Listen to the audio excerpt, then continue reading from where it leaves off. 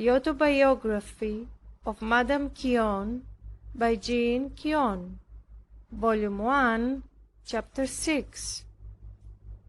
Afterward we came to Paris, where my vanity increased. No course was spared to make me appear to advantage. I was forward enough to show myself and expose my pride in making a parade of this vain beauty. I wanted to be loved of everyone and to love none. Several apparently advantageous offers of marriage were made for me, but God, unwilling to have me lost, did not permit matters to succeed. My father still found difficulties, which my all-wiser Creator raised for my salvation. Had I married any of these persons, I should have been much exposed, and my vanity would have had means to extend itself. There was one person who had asked for me in marriage for several years. My father, for family reasons, had always refused him. His manners were opposite to my vanity. A fear lest I should leave my country, together with the affluent circumstances of this gentleman, induced my father, in spite of both his own and my mother's reluctance, to promise me to him. This was done without consulting me. They made me sign the marriage articles without letting me know what they were. I was well pleased with the thoughts of marriage, flattering myself with the hope of being thereby set at full liberty and delivered from the ill treatment of my mother, which I drew upon myself. God ordered it far otherwise. The condition which I found myself in afterward frustrated my hopes.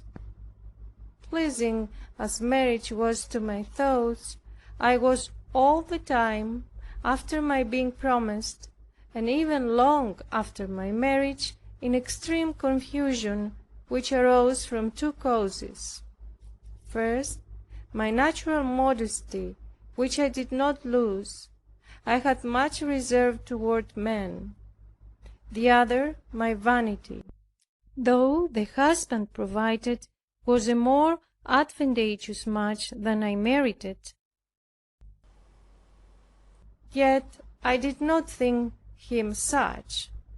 The figure which the others made, who had offered to me before, was vastly more engaging.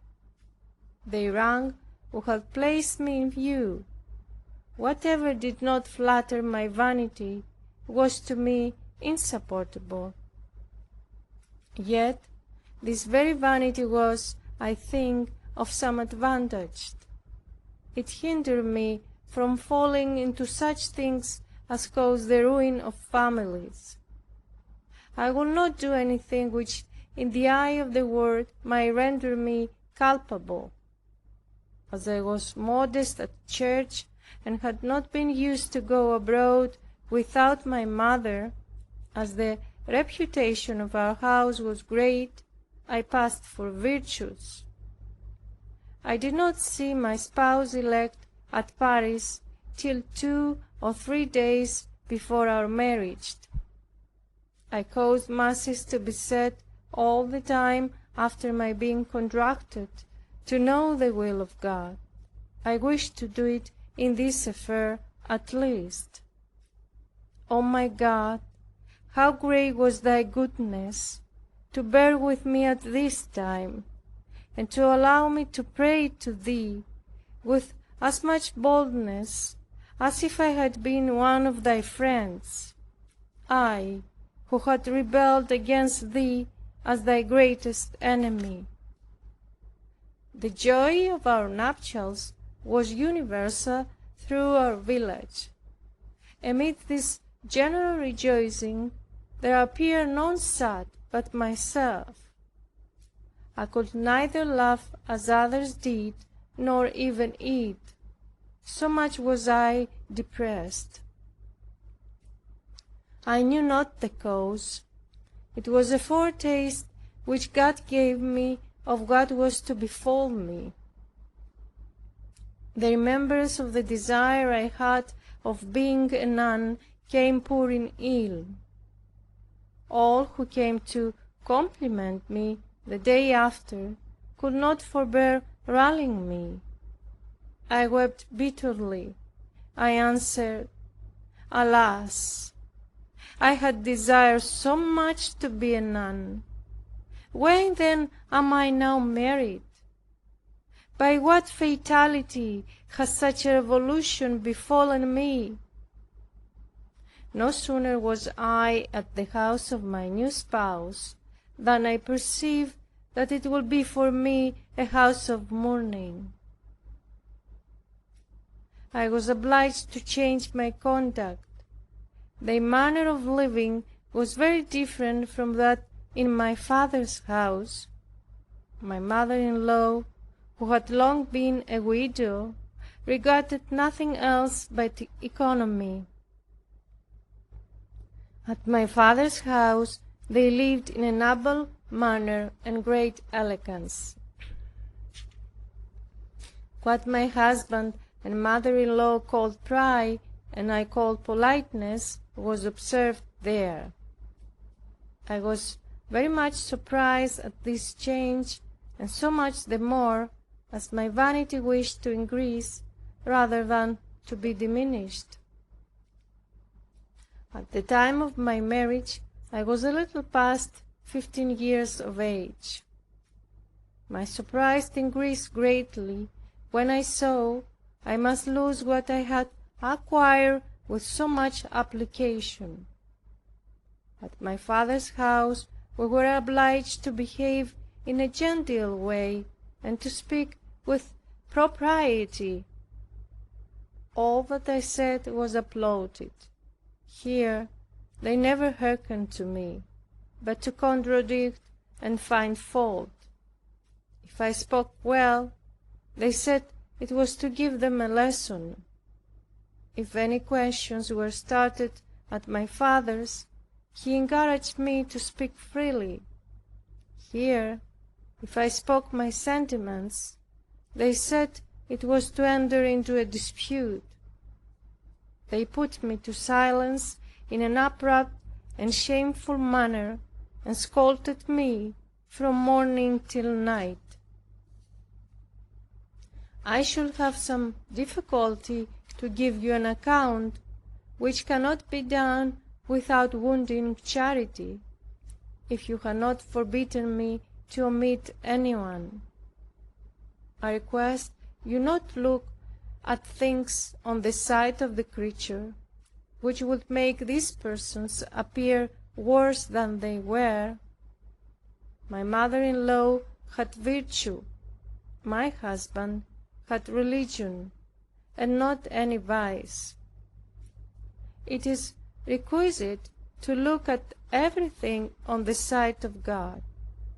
He permitted these things only for my salvation, and because He would not have me lost.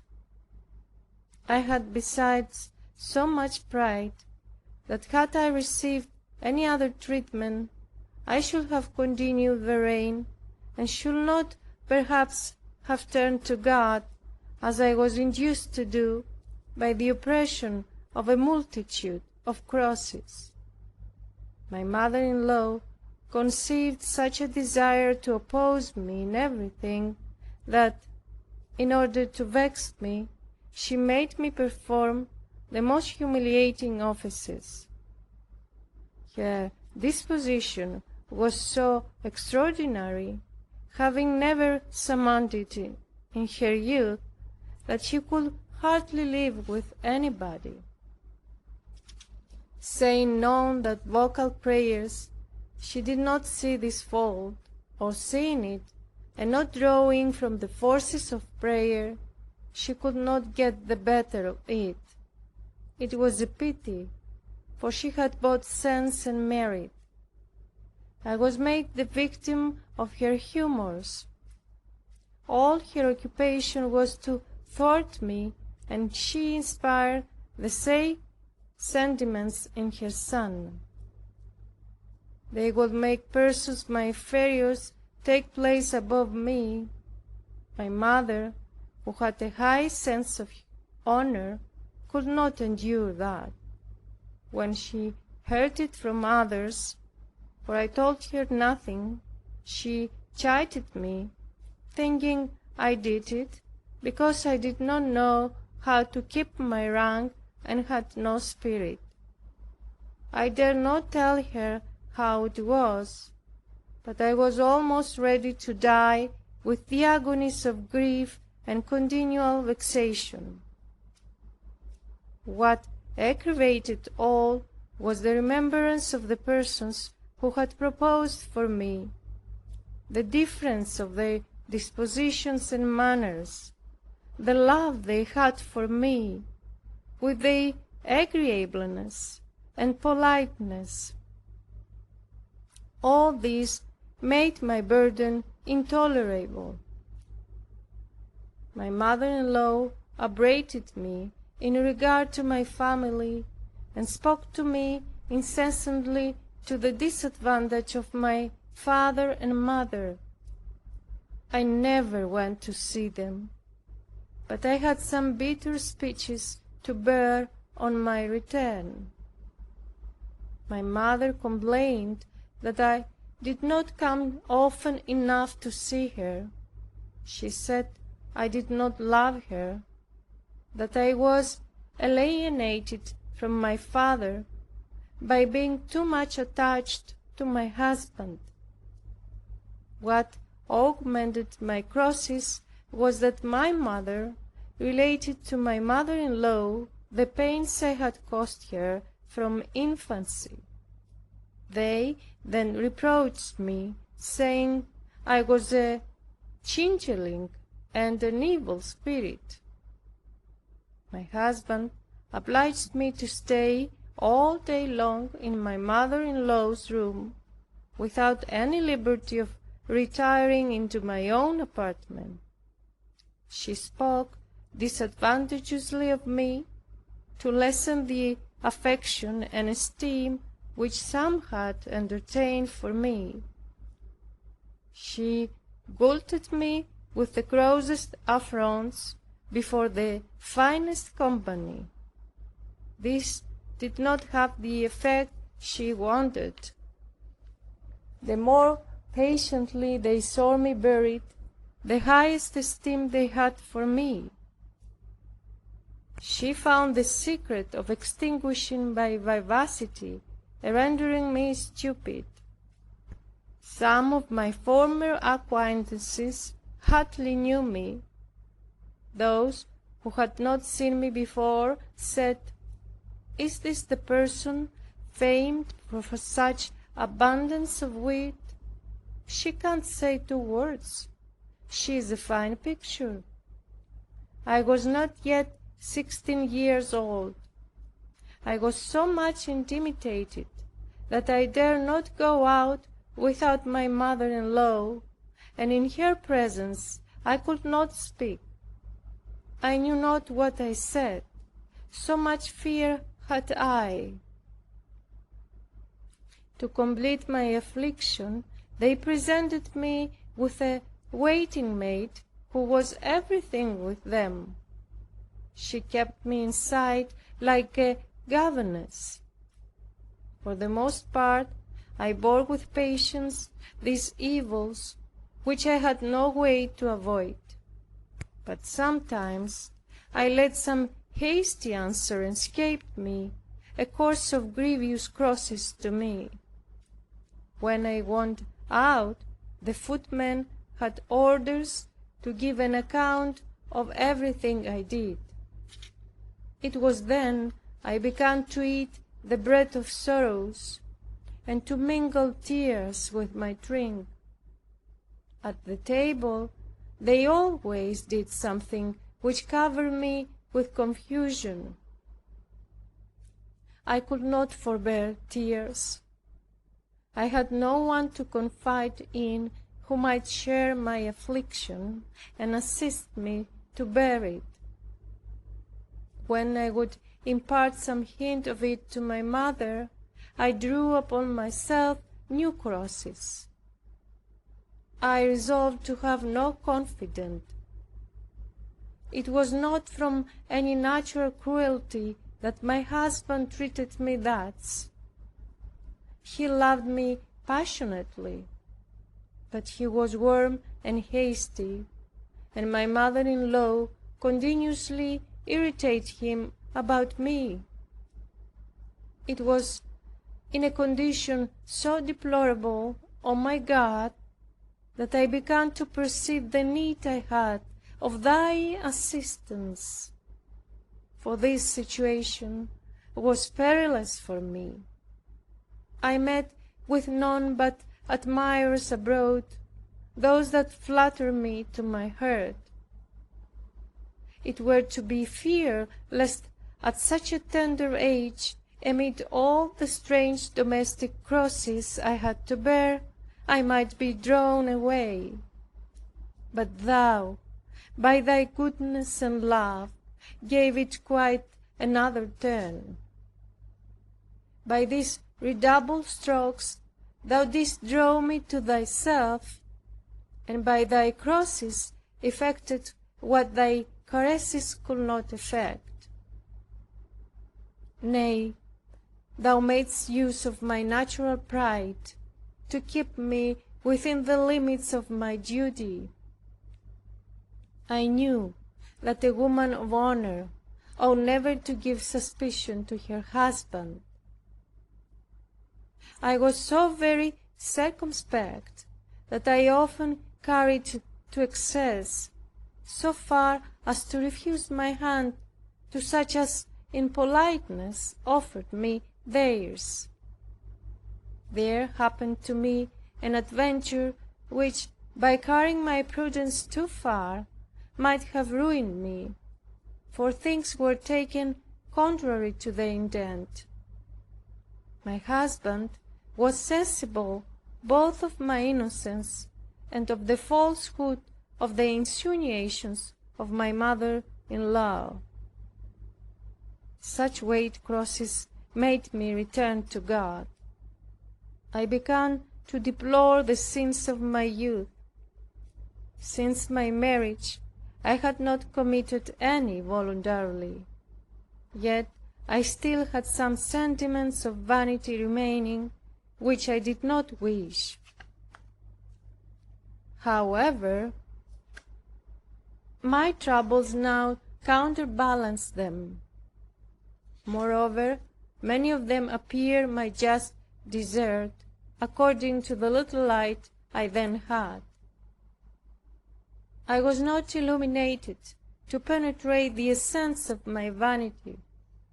I fixed my thoughts only on its appearance. I tried to amend my life by penance and by a general confession, the most exact I have ever yet made. I laid aside the reading of romances, for which I lately had such a fondness, though some time before my marriage that had been dampened by reading the Gospel. I was so much affected therewith, and discovered truth therein, that put me out of patience with all the other books. Novels appeared then to me only full of lies and deceit. I now put away even indifferent books, to have none but such as were profitable. I resumed the practice of prayer, and endeavored to offend God no more. I felt His love gradually recovering the ascendant in my heart, and punishing every other. Yet I had still an intolerable vanity and self-complacency, which has been my most grievous and obstinate sin. My crosses redoubled. What rendered them more painful was that my mother-in-law, not content with the bitterest speeches which she uttered against me, both in public and private, would break out in anger about the smallest trifles, and scarcely be pacified for a fortnight. I used a part of my time in bewailing myself when I could be alone, and my grief became every day more bitter. Sometimes I could not contain myself when the girls, my domestics, who owed me submission, treated me ill. I did what I could to subdue my temper, which has cost me not a little. Such stunning blows so impaired the vivacity of my nature, that I became like a lamb that is shorn. I prayed to our Lord to assist me, and He was my refuge. As my age differed from theirs, for my husband was 22 years older than I saw well that there was no probability of changing their dispositions, which were fortified with years. I found that whatever I said was offensive, not excepting those things which others would have been pleased with. One day, weighted down with grief and in despair, about 6 months after I was married, being alone, I was tempted even to cut out my tongue, so I might no longer irritate those who seized every word I uttered with rage and resentment. But Thou, O God, didst stop me short and show me my folly. I prayed continuously and wished even to become dumb. So simple and ignorant was I.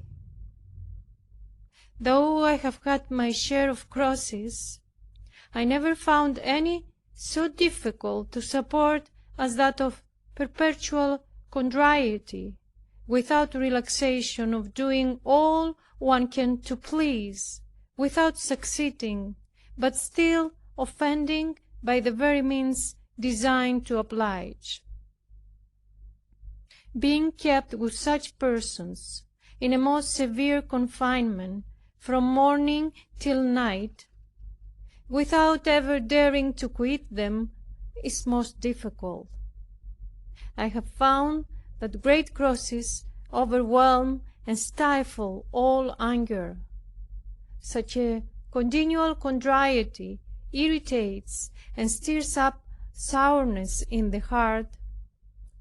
It has such strange effect that it requires the utmost efforts of self-restraint not to break out into vexation and rage. My condition in marriage was rather that of a slave than of a free person. I perceived 4 months after my marriage that my husband was gouty. This malady caused many crosses within and without. He had the gout twice the first year, 6 weeks each time. He was so much plagued with it that he came no more out of his room nor out of his bed. He was in bed usually for several months. I carefully attended him, although so very young. I did not fail to exert myself to the utmost in the performance of my duty. Alas, all this did not gain me friendship. I had not the consolation to know whether what I did was agreeable. I denied myself all the most innocent diversions to continue with my husband. I did whatever I thought would please him. Sometimes he quietly suffered me, and then I esteemed myself very happy. At other times I seemed insupportable to him. My particular friends said I was of a fine age indeed to be a nurse of an invalid, and that it was a shameful thing that I did not set more value on my talents. I answered, since I have a husband, I ought to share his painful as well as his pleasing circumstances. Besides this, my mother, instead of pitying me, reprimanded me sharply for my assiduity to my husband. But, oh my God, how different were thy thoughts from theirs! How different that which was without from what passed within! My husband had that foible, that when anyone said anything to him against me, he flew into a rage at once. It was the conduct of Providence over me, for he was a man of reason and loved me much. When I was sick, he was inconsolable. I believe, had it not been for my mother-in-law and the girl I have spoken of, I should have been very happy with him. Most men have their moods and emotions, and it is the duty of a reasonable woman to bear them peaceably, without irritating them more by cross replies. These things thou hast ordered, O my God, in such a manner by thy goodness, that I have since seen it was necessary to make me die to my vain and haughty nature. I should not have power to destroy it myself, if thou hast not accomplished it by an all-wise economy of thy providence. I prayed for patience with great earnestness. Nevertheless, some sallies of my natural liveliness escaped me, and vanquished the resolutions I had taken of being silent. This was doubtless permitted, that my self-love might not be nourished by my patience. Even a moment's sleep caused me months of humiliation, reproach, and sorrow, and proved the occasion of new crosses. End of chapter 6, volume 1.